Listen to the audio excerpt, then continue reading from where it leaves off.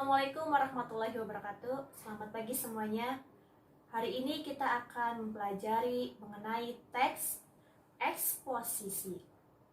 Teks eksposisi adalah teks yang berisi tentang informasi dan pengetahuan yang disajikan secara singkat, padat, dan jelas. Struktur teks eksposisi yaitu yang pertama, tesis atau pernyataan umum, yang kedua, argumentasi, dan yang ketiga, penegasan ulang.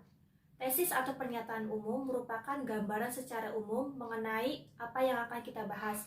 Seperti kita akan menginformasikan manfaat buah tomat, yaitu kita gambarkan terlebih dahulu mengenai tomat itu seperti apa.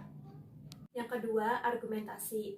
Argumentasi ini menjelaskan seputar kalimat pendukung pada pernyataan umum yang telah ditulis pada awal teks eksposisi, seperti kita menjelaskan manfaat buah tomat itu seperti apa dan kegunaannya itu untuk apa. Nah, itu sebagai pendukung pada pernyataan umum. Yang ketiga, penegasan ulang. Penegasan ulang ini menyerupai simpulan sehingga pembaca lebih memahami apa yang dibacanya. Selanjutnya, ciri-ciri teks eksposisi. Yang pertama, singkat dan padat.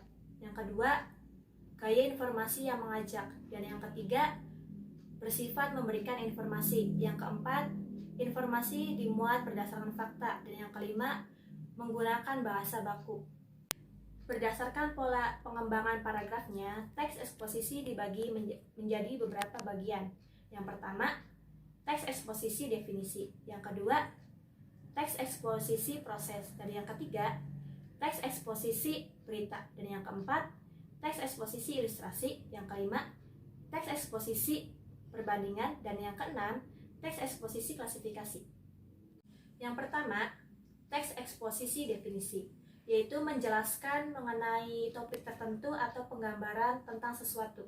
Dan yang kedua, teks eksposisi proses, yaitu memaparkan langkah-langkah atau cara-cara melakukan sesuatu.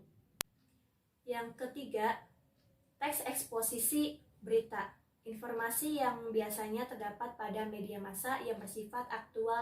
Yang keempat, teks eksposisi perbandingan, yaitu informasi yang membandingkan sesuatu dengan yang lainnya.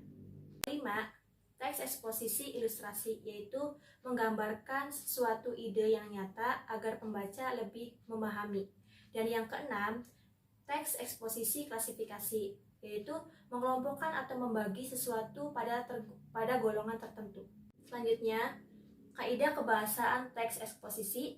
Yang pertama, pronomina atau kata ganti, dan yang kedua, nomina dan verba, dan yang ketiga, konjungsi. Pronomina atau kata ganti terdiri dari kata ganti orang dan kata ganti bukan orang. Di dalam kata ganti orang terdapat adapun kata ganti bukan orang terdiri dari kaidah kebahasan yang kedua adalah nomina dan verba. Pengertian dari nomina adalah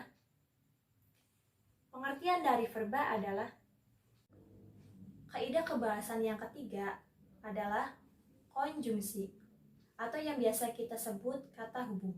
Sekian yang dapat Ibu sampaikan, kurang lebihnya mohon maaf. Wassalamualaikum warahmatullahi wabarakatuh.